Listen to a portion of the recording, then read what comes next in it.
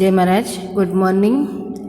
In last two videos, we had learned that in this unit there was an author.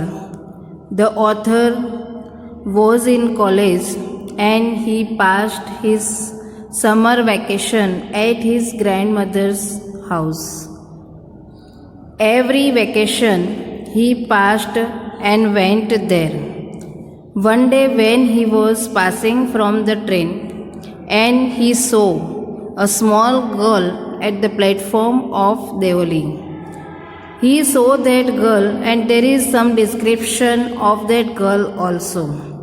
Now here in this unit we had also learned that how was that girl. That girl wanted to sell her baskets. Here the author did not want that basket, but he bought one from that girl. Here in this unit we can also learn that there is a feeling between the author and a small girl also. The author wanted to touch her fingers, wanted to talk with her, but that girl could not want to talk with him also.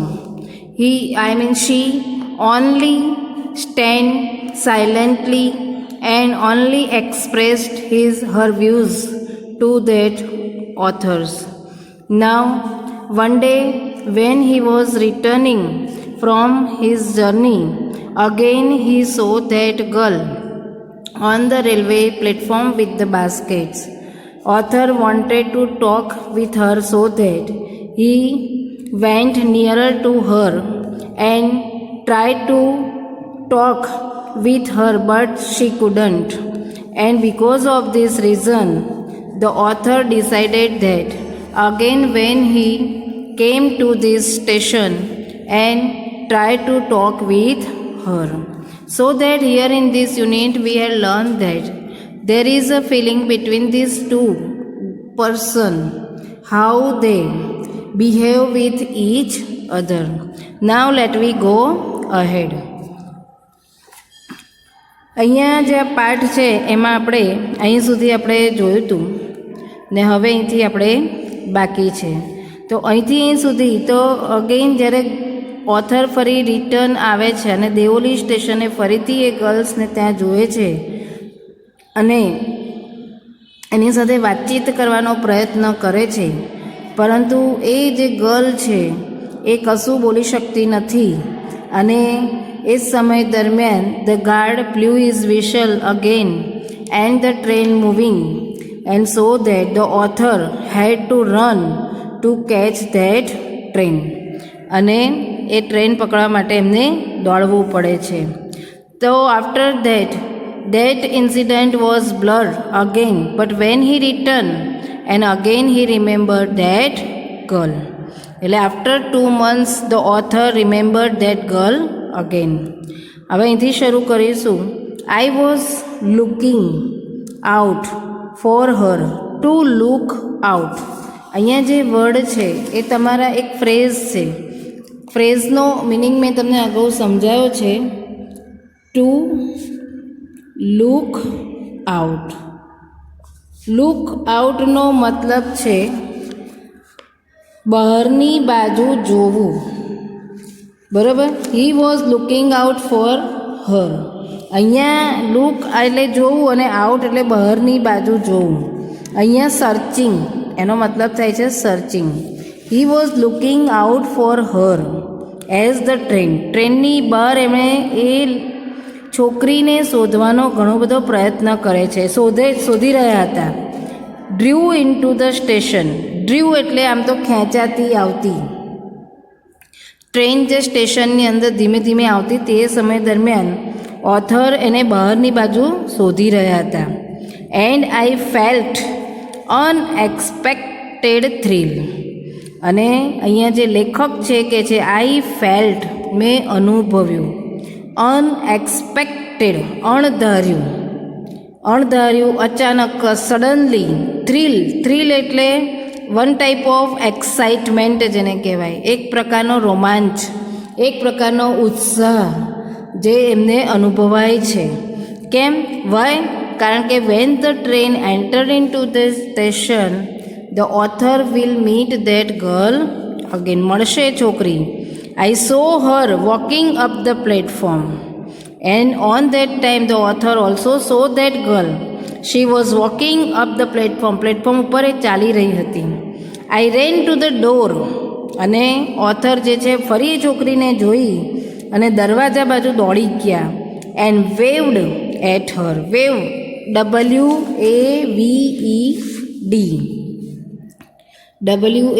WAVE, to wave ક્રિયાપદ છે. Two વેવનો મતલબ છે હાથ હલાવવો. હાથ હલાવવો એટલે હાથ ઊંચો કરવો. આપણે કોઈ વ્યક્તિને હલો હાય કરવા માટે જે હાથ ઊંચો કરીને બોલાવીએ એની અહીંયા વાત કરેલી છે. એટલે ઓથર જે છે છેક બહાર દોડીને દરવાજા પાસે આવે છે અને હાથ ઊંચો કરીને એને ધ્યાન ખેંચવાનો પ્રયત્ન કરે છે. હવે આ જે છે એ વર્બ છે અને બીજું એક નાઉન પણ છે, WAVE. વેવ એટલે સમુદ્રના મોજા. સમુદ્રના મોજા જે છે એને પણ વેવ કહેવામાં આવે છે, વેવ્સ. બીજું વેવ એટલે તરંગ પણ જેને આપણે કહી શકીએ. વેવ એટલે તરંગ પણ કહી શકીએ. તો અહીંયા જે વેવ છે વર્બના અર્થમાં છે અને એટલે જ અહીંયા જો ઈડી પ્રત્યય લાગ્યો છે, વેવડ. હાથ ઊંચો કરીને ધ્યાન ખેંચવાનો પ્રયત્ન કરે. When she saw me. અને જ્યારે તેણીએ મારી સામે જોયું.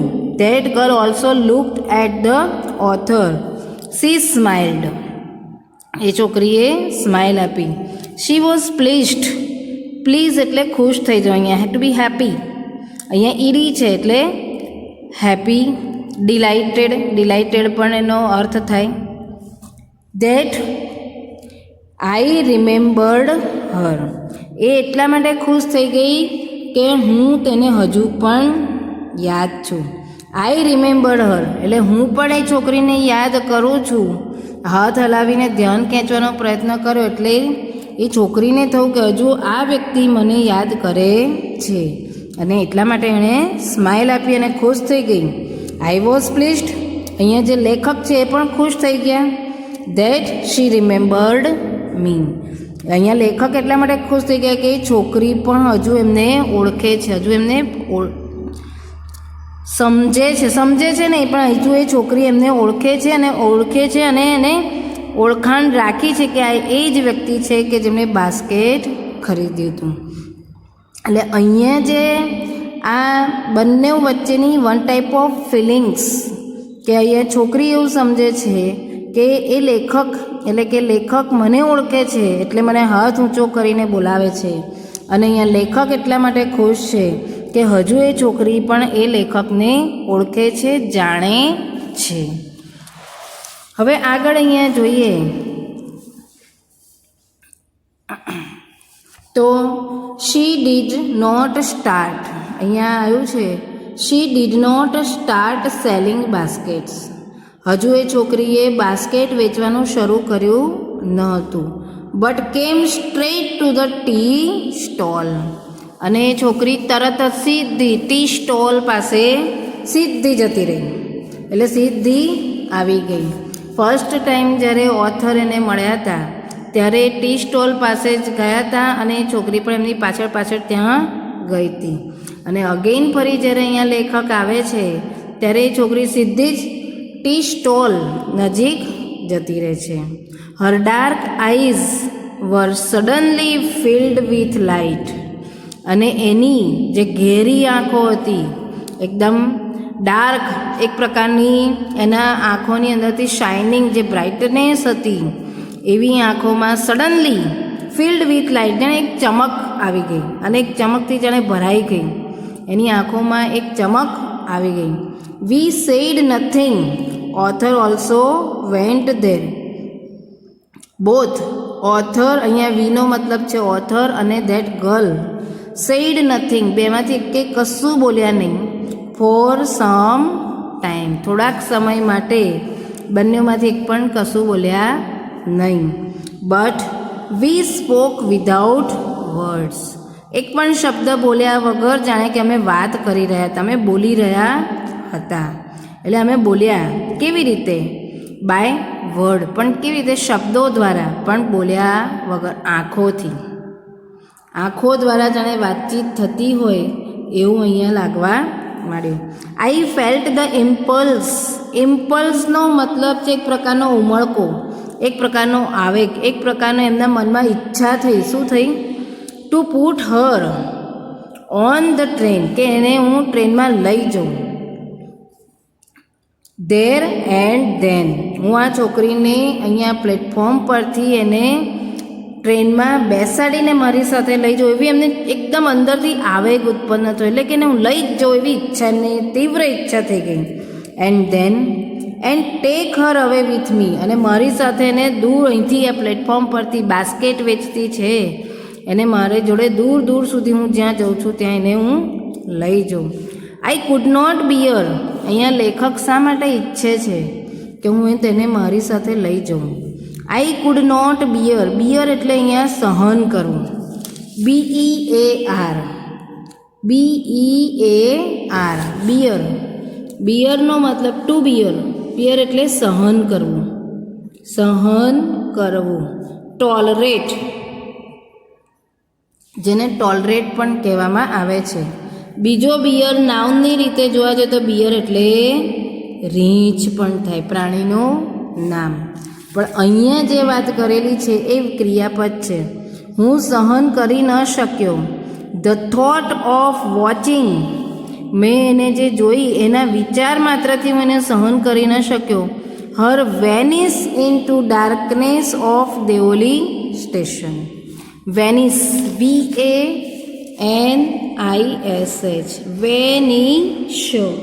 વેનિશનો મતલબ થાય છે ડિસઅપિયર. ડિસઅપિયર, ડિસઅપિયર એટલે અદૃશ્ય થઈ જવું. હું સહન ન કરી શક્યો. Thought of watching her vanish into darkness of Deoli station.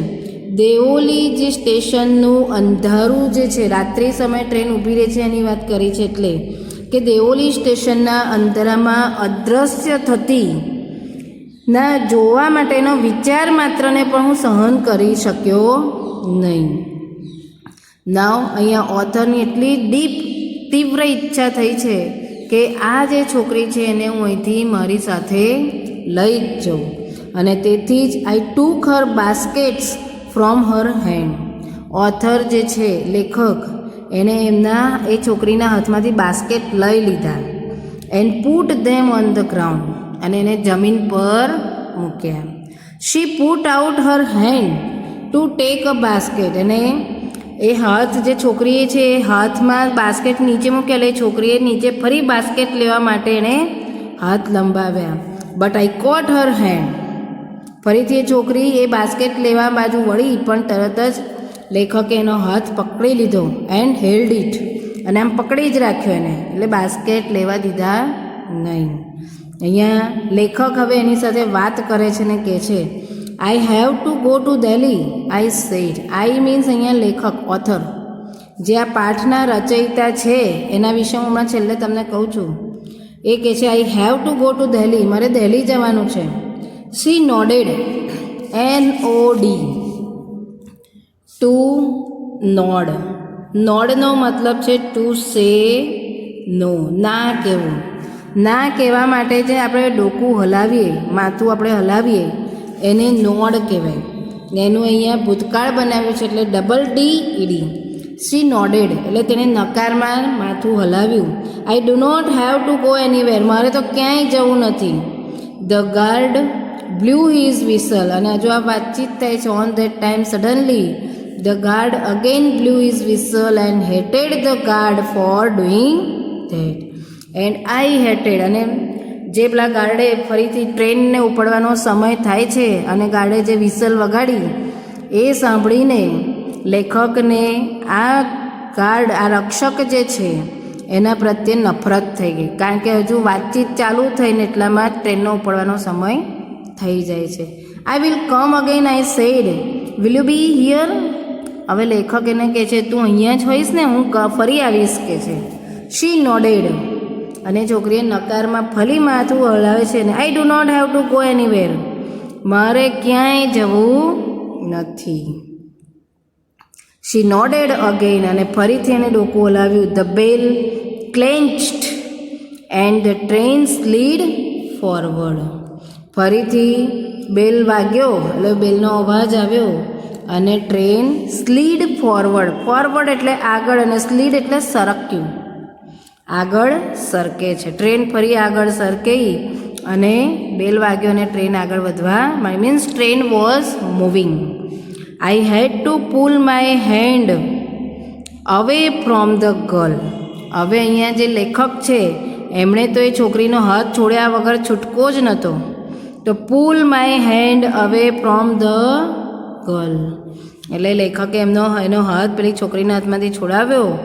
And ran for the moving train, અને ચાલતી ગાડી માટે દોડી ગયા.